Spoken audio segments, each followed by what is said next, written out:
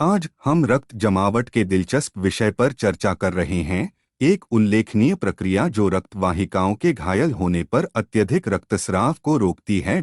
सूत की एक गेंद की कल्पना करें जो हमारे रक्त में पाए जाने वाले घुलनशील प्रोटीन फाइब्रिनोजेन का प्रतिनिधित्व करती है।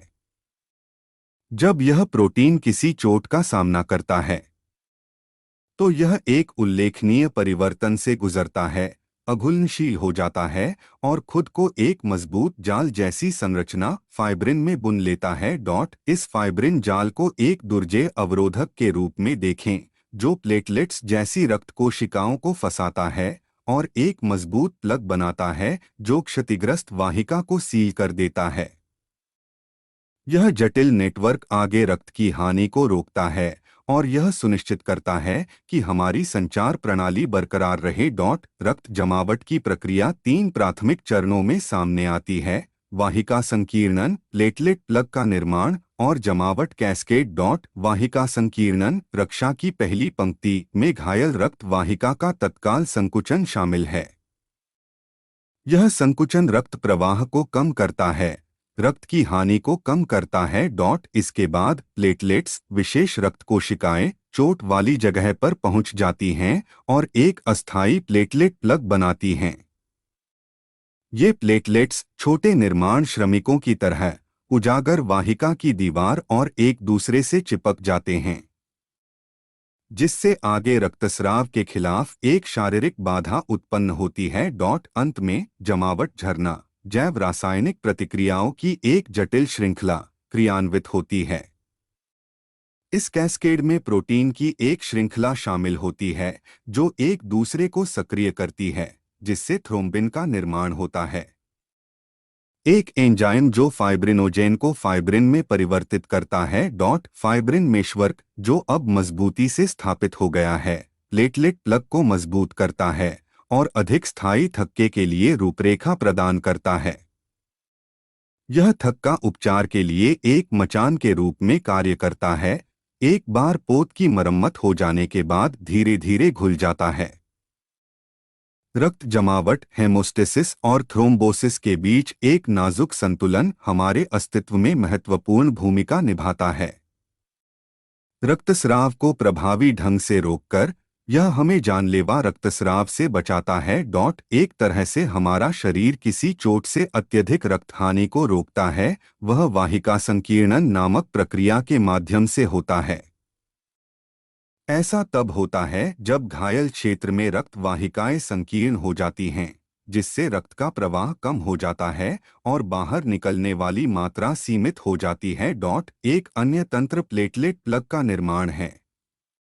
प्लेटलेट्स छोटी रक्त कोशिकाएं होती हैं जो चोट वाली जगह पर एक साथ चिपक जाती हैं, जिससे एक अवरोध पैदा होता है जो रक्त के प्रवाह को रोकने में मदद करता है।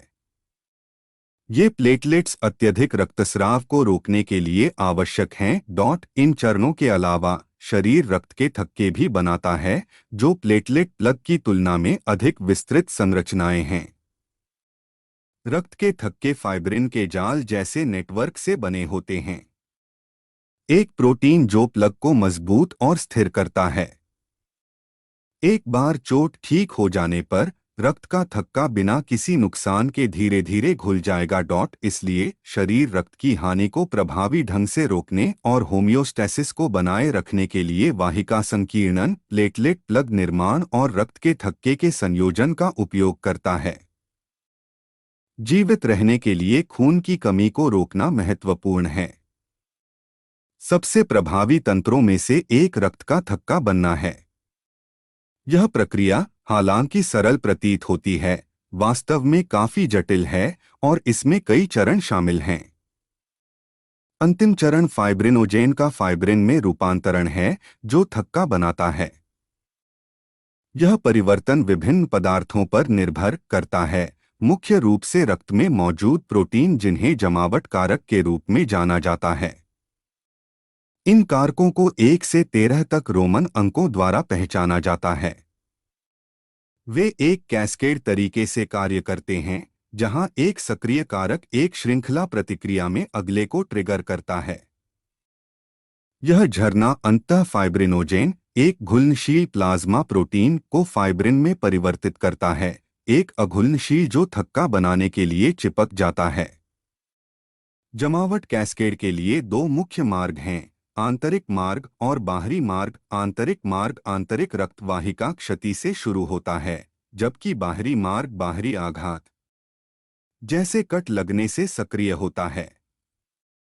दोनों मार्ग एक सामान्य मार्ग में परिवर्तित हो जाते हैं, जो फाइब्रिन निर्माण और थक्का स्थिरीकरण में परिणत होता है।